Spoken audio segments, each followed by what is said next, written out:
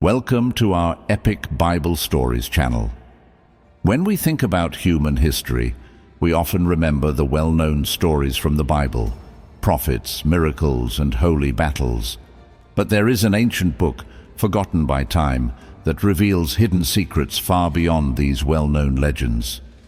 It is the story of the Nephilim, giant beings born from a forbidden relationship between angels and humans. This book is not just about moral lessons or spiritual guidance. Instead, it takes us into a dramatic world filled with intense battles between divine forces and these mysterious giants. These Nephilim, led by powerful figures like Hoya and Ma, were not easily defeated. They were neither entirely evil nor pure-hearted saints. Their actions, such as depleting natural resources and even resorting to cannibalism, caused chaos and destruction, shaping the fate of their world. This book exists in different forms, from the Dead Sea Scrolls to the Mani manuscripts, offering new insights into complex moral dilemmas. Yet despite its significance, the Book of Giants has been removed from mainstream teachings and has faded into obscurity, buried in the depths of esoteric knowledge. But why was this book forgotten? And what hidden truths does it contain? Everything traces back to 1947, when a Bedouin shepherd accidentally stumbled upon a secret cave in a remote desert. Inside, he found fragments of an ancient Jewish text, the Book of Giants, a mysterious document hidden among the Dead Sea Scrolls at Qumran. These fragments date back to the 2nd or 3rd century BCE and contain stories long lost to history. What secrets lie within these ancient writings? The story they tell is full of mystery and wonder, offering us a rare glimpse into an unknown past. The Dead Sea Scrolls, dating back thousands of years, are among the most valuable relics of human history. They have survived the test of time, preserving crucial pieces of ancient knowledge. Found in the arid land of Qumran, these scrolls formed a special library over the years, with thousands of fragments discovered in 11 hidden caves. Among these findings, most books of the Old Testament were preserved, except for the Book of Esther, providing a rare and unique insight into biblical traditions. However, beyond these well-known texts, the caves also contained even more astonishing discoveries. These revelations challenge our conventional understanding of history and faith. Manuscripts like the Community Rule and the War Scroll have provided valuable knowledge about an ancient religious group, possibly the Essenes, offering a glimpse into their beliefs, rituals, and way of life. But one manuscript stands out among them, a story full of mystery and power, yet barely explored. This lost text, hidden by time and history, expands our understanding of ancient spiritual experiences, giving us a fresh perspective on those who wrote it. Imagine a world where the lines between the divine and human are blurred, where giants walk among men, and an era of chaos and despair unfolds before their eyes. This is the reality described in the mysterious Book of Giants. But why did these beings exist? Where did they come from? The answer lies within this forgotten text. The forbidden relationship between fallen angels and earthly women created a powerful mix of divine and human. These beings, known as the Nephilim, were giants with extraordinary strength and abilities. However, instead of bringing harmony, they unleashed chaos and destruction on Earth. What makes this book so unique? Within its pages are stories of ultimate corruption, tales of these giants consuming resources recklessly, even resorting to cannibalism. The book describes these events with intense detail, painting a world of devastation. Adding to the suspense, prophetic dreams warned of their inevitable downfall, leading to the Great Flood. The Bible briefly mentions these giants in Genesis 6:4, but the Book of Giants expands on their story, taking us into a forgotten world where divinity and humanity intertwine in a tragic cycle of destruction and redemption. This epic story unfolds before and after the Great Flood, revealing how the giants' existence played a crucial role in ancient times.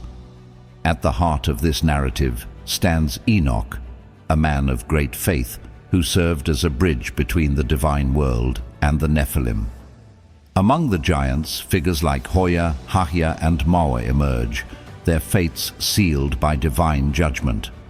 Written in fragmented but vivid language, the Book of Giants offers a shadowy parallel to familiar biblical stories. It hints at a world where myth and history merge into a compelling tale of power, downfall, and divine justice. But despite its deep meaning and historical significance, this book was left out of the biblical canon. Why was it excluded? The answer lies in the decisions made by early religious leaders of Christianity and Judaism. In the early centuries, religious leaders worked to establish a standard set of scriptures, shaping the core beliefs of the faith. The criteria for a book to be accepted were strict. To be included, a text had to be attributed to an apostle or someone closely connected to one, widely accepted by the Christian community, aligned with high moral and spiritual values. Because the Book of Giants did not meet these strict requirements, it was excluded and gradually faded into obscurity. However, this mysterious text did not completely disappear. It found a place in the Manichaean tradition, a religion founded by Mani, a spiritual leader from southern Mesopotamia. Raised in a Jewish Christian sect known as the Eltsites, Mani had visions from the age of 12, which led him on a spiritual journey. Eventually, he was expelled from his sect and went on to establish his own religion. In Mani's version of the Book of Giants, the story mirrors the Dead Sea Scrolls account, adding even more layers of mystery. The Book of Giants was originally written in an ancient Aramaic dialect known as Syriac. It describes a world where fallen angels, once banished from heaven, descended to earth, spreading chaos and destruction. In this great battle between heaven and earth, 4 mighty archangels, Michael, Gabriel, Raphael, and Uriel, lead the fight to restore balance, standing as warriors of light against the forces of darkness. This epic battle between divine forces and demons reveals an eternal conflict that runs deep in human history. Interestingly, many of the stories in the Book of Giants have echoes in the Bible. For example, Genesis 6 speaks about the Nephilim, but the Book of Giants provides a more detailed account of these giant beings. It describes them as towering in height and possessing strength beyond human imagination. These mentions, along with other hints in ancient Jewish writings, suggest that stories of these hybrid beings were highly valued in early Jewish culture. Their existence reinforced key themes of divine justice, human corruption, and the consequences of defying divine laws. As the story unfolds, the destructive consequences of these divine and demonic beings become clear. A great flood is sent to cleanse the earth, marking a turning point in human history. This flood is not just an act of divine punishment, but also a reminder of the cosmic battle between light and darkness that shapes the world's destiny. According to the Book of Giants, these beings were not only gigantic in stature, but also possessed profound knowledge.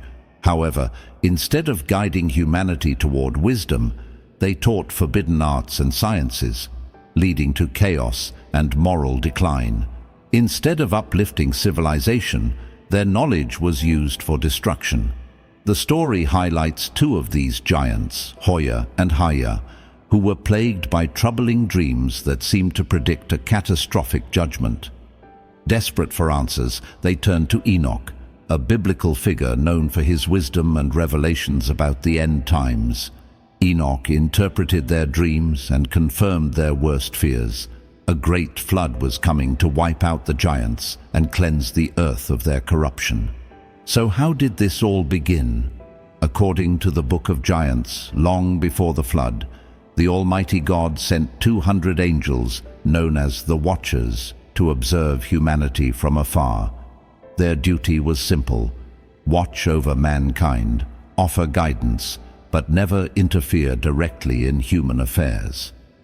The leader of these divine beings was Semjaza, who was entrusted with overseeing the angelic council and ensuring that divine laws were upheld.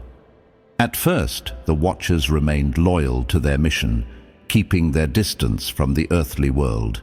But as time passed, they began to admire the beauty of mortal women. What started as mere admiration turned into temptation, leading them down a dangerous path. Even Semjaza, once steadfast in his devotion, was unable to resist. One by one, the Watchers abandoned their sacred duty, giving in to desire and breaking divine law. As a result, the Nephilim, the offspring of these forbidden unions between the Watchers and human women, grew in number. These half-divine giants became a terrifying force, feared by both humans and angels. Their supernatural strength and towering height made them almost unstoppable. But instead of using their power wisely, they ravaged the Earth's resources, consuming everything in their path. Their greed and recklessness left behind a world in ruins, where famine and chaos reigned. The world, once vibrant and prosperous, became a battlefield of destruction and despair. Ancient heavenly teachings were twisted and misused, fueling the flames of chaos and anarchy. The Watchers had failed their duty, and their children, the Nephilim, had turned the world into a place of corruption. But divine justice would not wait forever. The great flood was coming, and with it, the final judgment of the Nephilim and their fallen fathers.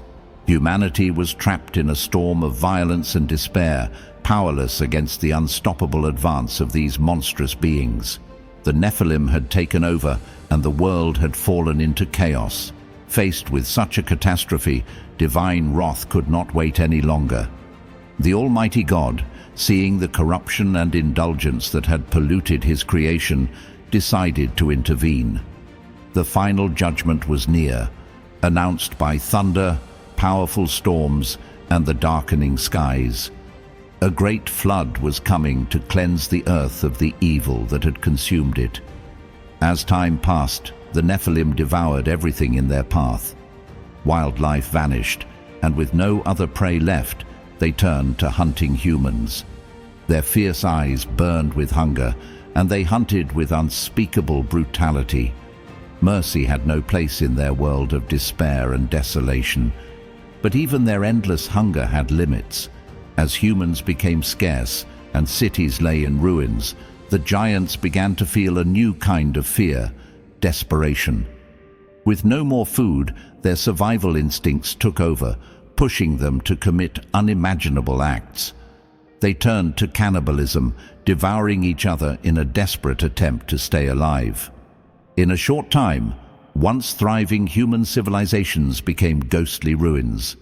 Cities crumbled into rubble, farmlands turned barren, and echoes of a lost world filled the silence of the desolate land. Yet even in this destruction, something unexpected happened.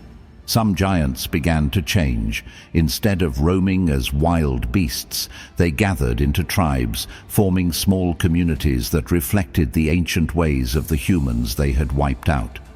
Though still marked by their violent past, these groups longed for order in a world consumed by chaos. In their hearts, something new began to grow: doubt, regret, and self-reflection. Even fear, an emotion unknown to these powerful beings, took hold of them. Dreams and visions of destruction haunted them, stirring feelings they had never known. Among them, Maui, a giant known for his leadership, was particularly troubled by his dreams. One night, as the campfire flames flickered, he spoke with a grave voice, drawing the attention of those gathered around him. "Brothers," he began, his deep voice resonating in the dark night. "Many of us have been disturbed by dreams, but tonight I saw something different, something that may be a warning for our future." The giants, usually indifferent to such matters, lowered their heads and listened intently. "I dreamt of a stone tablet," More continued, his voice steady yet filled with unease. "It was submerged in water. When I lifted it, I saw 4 unfamiliar names engraved upon it." The fire crackled as his words hung in the air, filling the night with a heavy silence. The names were Noah, Shem, Japheth, and Ham. A strange tension filled the camp. The names, carried by the night wind, felt like an omen, a whisper of misfortune that unsettled them all. One giant, Oya, known for his formidable presence, stepped forward. His towering figure cast a long shadow over the fire, and with just his presence the group fell silent.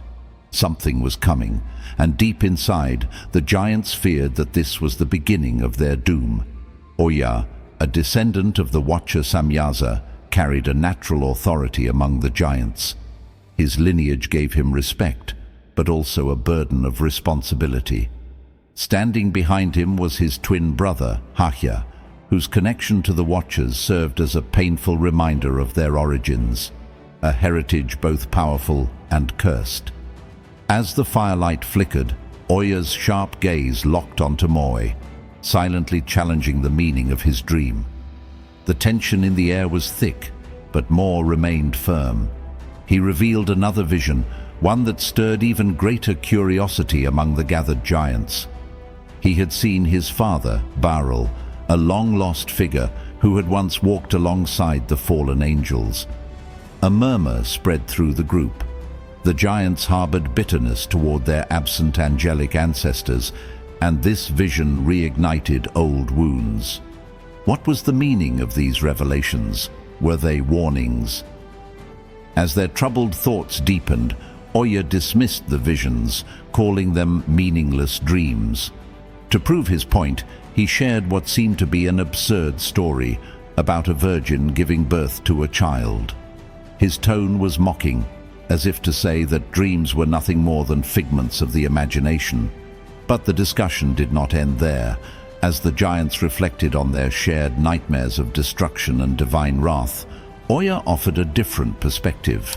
He suggested that these visions were not warnings for the giants, but rather for the fallen angels, like Azazel, who had led humanity into wickedness. Perhaps, Oya argued, the divine punishment was meant for their angelic fathers, not for them. But Maui was not convinced. Something about this explanation felt wrong. Could the giants truly escape judgment for their actions? Could they place all the blame on their fathers? Doubt crept into his heart. At that moment, a figure stepped forward from the shadows. The flickering fire cast tall, shifting shapes on the ground as the giants turned their gaze toward him. It was Gilgamesh, a name synonymous with strength and power. His presence alone commanded respect, and as he spoke, the fire crackled as if listening to his words. Without lifting his gaze from the flames, Gilgamesh acknowledged his own unmatched strength, far greater than any mortal's. But even he dared not challenge the power of the divine. He recognized something that sent a chill through the gathered giants. Their era was ending. The age of the Nephilim and wild beings like him was coming to a close. His words echoed into the night, carrying a weight of finality that settled deep into their souls. That very night, the giants' dreams were disturbed once again. Terrifying visions plagued them, stirring new fears and sowing doubts about their fate. This time, they all saw the same vision, a magnificent garden, lush and full of life. But before their eyes, Eden transformed into a burning hell. The beautiful paradise was consumed by fire, a terrifying symbol of their impending destruction. Oya, struggling to make sense of the nightmare, came to a chilling realization. The 200 burning trees in the garden represented their parents, the Watchers. Yet even with this revelation, the giants could not fully understand their dreams. The visions held a truth just beyond their grasp, a warning they could not decipher alone. In their desperation, their thoughts turned to one man, Enoch, Known for his wisdom and deep understanding of divine matters, Enoch was the only one who could explain their fate. The giants, restless and afraid, agreed to seek him out, hoping that he could bring clarity to their dreams and reveal the judgment awaiting them. As the idea quickly gained support, the giants murmured in agreement, their voices blending into the crackling fire. But Hoya, feeling his authority being challenged, let out a thunderous roar, silencing the group. With burning incense in his hands, he circled the fire, his presence commanding attention. The moment of decision had come. Would they truly seek the wisdom of Enoch, or would they continue to deny the inevitable fate awaiting them? Hoya feared being overshadowed by Enoch, worried that his authority over the giants would weaken if they turned to Enoch for guidance. The giants stood at a crossroads. Some wanted to understand their terrifying dreams, while others, fearing Hoya's wrath, hesitated.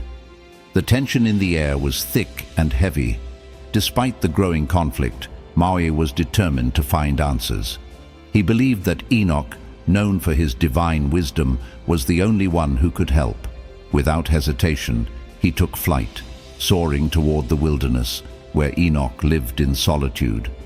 When Maui arrived, he was welcomed by the wise scribe.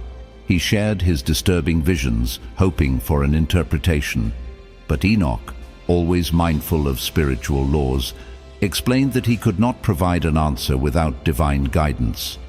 Seeing More's sincerity and desperation, Enoch decided to act as his intercessor before the Almighty. Before More left, Enoch gave him a warning not to fly too close to the sun. The words stayed with him, fostering a newfound respect between the two. More departed with hope, anticipating their next meeting. As time passed with no word from Enoch, the giants grew restless. Their dreams of doom and destruction continued to haunt them.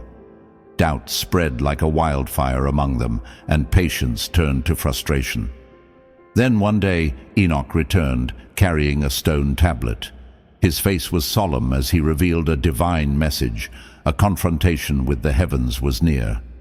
Anger erupted among the giants. Hoya, along with his twin brother Haya, stepped forward with fury, confronting Enoch with threatening intent. Anticipating their hostility, Ma intervened, urging them to listen. He reminded them of the divine warning, pleading for them to consider the reality of their situation, but Hoya refused to back down. He was willing to fight any heavenly force that dared to challenge them. His defiance stirred unrest among the giants. However, not all agreed with his rebellion. Many giants, including Mao, felt the weight of their impending fate and chose humility over resistance. In a moment of silent repentance, the giants knelt together, praying for mercy and forgiveness. Even Hoya, known for his unyielding pride, had to consider the gravity of the situation. As the reality of divine wrath loomed over them, the search for forgiveness became their last refuge. But time had run out. As Enoch had foreseen, the archangels arrived, bringing judgment upon the earth. A fierce battle broke out as the heavens waged war against the giants. Archangel Gabriel used his power to turn the giants against each other, causing chaos and destruction in their own ranks. Some giants begged for salvation, but Gabriel showed no mercy, ensuring their downfall. Witnessing this, Maui realized the truth. His fate was sealed. No amount of regret could change what had been written. As the final battle raged, the earth was swallowed by the great flood. Water rushed over the land, consuming everything in its path. Only one vessel remained untouched, Noah's Ark, carrying pairs of animals floating safely above the storm. From a distant cliffside, Hoya watched in silence. He thought of Maui, of the giants who had pleaded for mercy, and of the nature of divine forgiveness. Surely, true forgiveness cannot be found in angry angels and destructive floods, he thought. Seeking higher ground, Hoya and Haya climbed a mountain, desperate to escape the rising waters. But as they reached the peak, a chilling sight unfolded before them. From the depths of the flood, a massive black-scaled creature emerged, its body pulsing with a strange purple glow. Terror gripped Hoya and Haya. The air grew thick with fear, and an unnatural silence filled the world. This creature was unlike anything they had ever seen. It was a beast of legend, a being of ancient power and terror. It was Leviathan, and its presence signaled the end of an era. The sea monster moved with incredible speed, launching a sudden attack. The battle between the giants and this ancient beast had begun. Hoya barely escaped Leviathan's deadly reach, nearly losing his staff at the edge of the cliff in the chaos. Regaining control of his weapon, he turned just in time to see Leviathan rise before him, its massive head blocking out the sun. His heart froze in horror. In the monster's enormous jaws was his twin brother, Haya, lifeless and motionless. A surge of rage and sorrow ignited within Hoya. He lunged at Leviathan, attacking with all his strength, driven by revenge. He struck again and again, but his staff slipped from his grip, vanishing into the abyss below.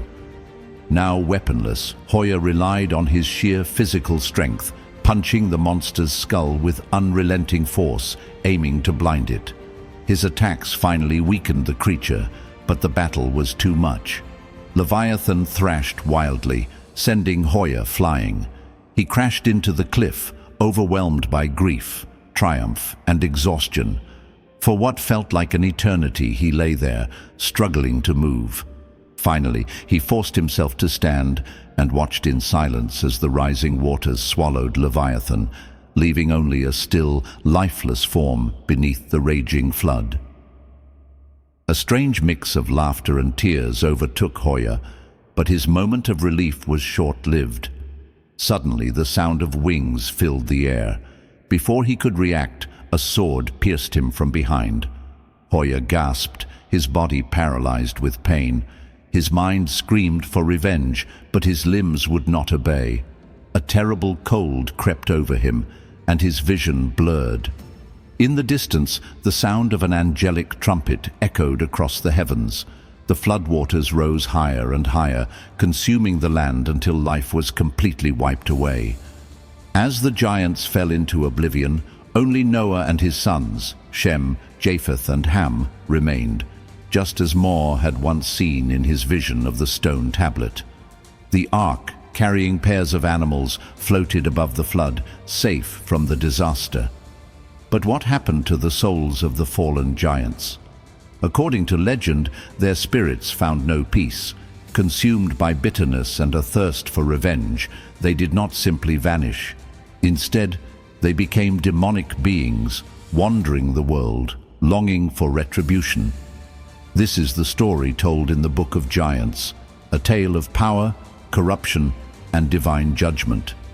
As mentioned earlier, this ancient text exists in multiple versions. One was found in the Dead Sea Scrolls, discovered in 1947, written in Aramaic. Another version is linked to Mani, the founder of the Manichaean religion, around 200 CE. Unfortunately, both versions are fragmented, with many missing pieces, leaving an incomplete picture of the full story. The missing sections, especially the true ending, remain a mystery. While we know the basic plot, there are differences in how the story unfolds. In the Dead Sea Scrolls version, Enoch's warning is vague, yet terrifying. It does not reveal the fates of Hoya and Mawe, leaving their end to the imagination. We can only speculate that their fate mirrored that of their fallen fathers, as described in the Book of Enoch. In the Manichaean version, however, the story provides a clearer, though still mysterious, ending. In this version, Hoya and Haya, descendants of the Watcher Samyaza, engage in a climactic battle against Leviathan and Archangel Raphael. In the Book of Enoch, the giants, or Nephilim, are portrayed as wild and destructive beings, stripped of humanity and guided solely by animal instincts. They symbolize corruption, depravity, and the destructive forces that threaten to drag the world into darkness. Their presence is a warning of what happens when divine order is broken. But in the Book of Giants, the portrayal of the giants is different. Here they are depicted with more human-like qualities, experiencing emotions such as fear, doubt, and even remorse. Unlike the monstrous beings of the Book of Enoch, some of these giants, particularly More, seek guidance and solutions, hinting at a desire for redemption. However, critics argue that More and the other giants are not truly seeking forgiveness. Instead, their actions appear driven by selfish motives, trying to escape divine punishment rather than genuinely repenting. This raises a moral question. Can the giants truly change and find redemption? Or are they doomed by their past actions, no matter what they do? This moral ambiguity adds depth to the story, prompting reflection on the nature of good and evil and whether true personal transformation is possible. One major theme in the Book of Giants is the giants' overwhelming concern for their own survival. Rather than acknowledging the destruction they caused, they focus only on escaping their fate. This self-centered attitude might explain why their prayers go unanswered. Divine mercy is not granted to those who only seek safety without true repentance. The giants, instead of accepting responsibility, plead for survival without fully grasping the consequences of their actions. The presence of Gilgamesh in the Book of Giants adds another layer of complexity. His inclusion suggests a connection between this ancient Jewish text and Near Eastern mythology, particularly the Sumerian epic of Gilgamesh. This connection is intriguing because it shows that the Book of Giants was not created in isolation. It was influenced by other ancient traditions and cultural myths. In the Mesopotamian epic, Gilgamesh is a hero of superhuman strength, obsessed with finding immortality. His journey takes him through encounters with gods and monsters, but in the end, he learns a profound lesson about the limits of human life and the true nature of immortality. However, in the Book of Giants, Gilgamesh's role is different. He is still a figure of power and wisdom, but instead of seeking immortality, he tries to guide the giants. In the Dead Sea Scrolls version, Gilgamesh reassures Oya that their terrifying dreams are not warnings for the giants, but rather for the rulers of the world. This version presents Gilgamesh as a figure of clarity and wisdom, offering guidance in a time of fear and confusion. As the giants face uncertainty and despair, their respect for Enoch grows. Normally, giants would not seek guidance from a mere human, but Enoch is no ordinary man. His reputation as a mediator between heaven and earth makes him a beacon of wisdom in a world spiraling into chaos. More's journey to seek Enoch is particularly significant. His flight is described as a cosmic journey, passing through various realms and trials before reaching Enoch's wilderness home.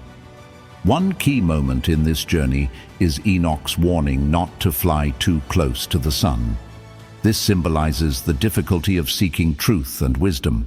It is a path filled with danger and effort, requiring humility and perseverance.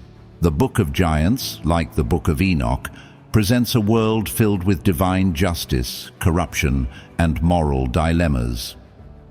Enoch stands as a righteous figure, untouched by destruction, carrying divine wisdom.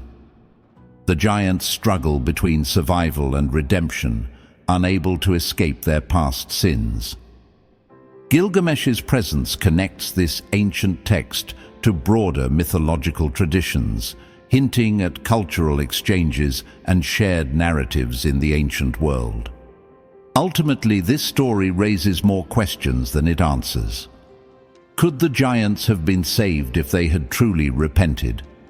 Was their fate sealed from the moment they were born? And what other lost stories lie hidden in the missing fragments of the text? Though incomplete, The Book of Giants remains one of the most fascinating and mysterious ancient writings, offering a unique glimpse into the spiritual and mythological worldview of early civilizations. Enoch's journey through dangerous realms, guided by angels, mirrors More's journey to seek him. Often described as a flyer, Enoch shares this unique ability with the giants mentioned in the Dead Sea Scrolls, suggesting that their angelic lineage may have gifted them with this trait. However, despite their immense size and strength, the giants lack a true understanding of natural laws. This is shown in their ignorance of the dangers of flying too close to the sun, a mistake that More nearly makes. When More consults Enoch about the troubling dreams that have haunted the giants, Enoch does not provide an answer right away. Instead, he promises to seek guidance from God. But even with his deep wisdom, Enoch's meditation does not bring him immediate answers. All he can do is wait and trust in divine wisdom. This highlights the complex relationship between humans, giants, and divine beings, as well as the uncertainty surrounding the catastrophic events about to unfold.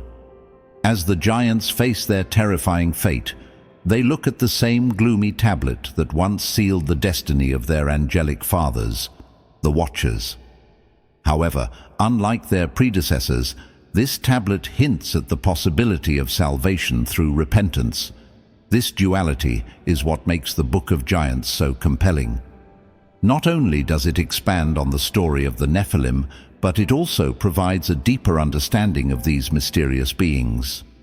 This text stands as a remarkable piece of ancient Jewish apocalyptic literature, revealing not only catastrophic events, but also rich insights into the religious beliefs and worldview of that time. Whether in the Dead Sea Scrolls version or the Manichaean tradition, both versions of the Book of Giants explore important themes: the ability of angels to act independently of God, the disastrous consequences of their union with humans, the destructive impact of the giants on the world. Ultimately, the Book of Giants encourages deep reflection on salvation, wisdom, and the limits of divine influence on the earthly realm. This story is not just about angels and giants battling each other. It is a lesson on the importance of divine order and the consequences of breaking it. In a world where divine laws are ignored, chaos is inevitable. This is not simply a struggle between good and evil. It is a warning about the deeper consequences of violating divine and natural laws. Thank you all for staying with us until the end of this video. Although this episode was longer than expected, we wanted to fully explain these important concepts before diving into our main content. We truly appreciate your support in helping us build this community. May you always be at peace and have a wonderful day. See you in the next video.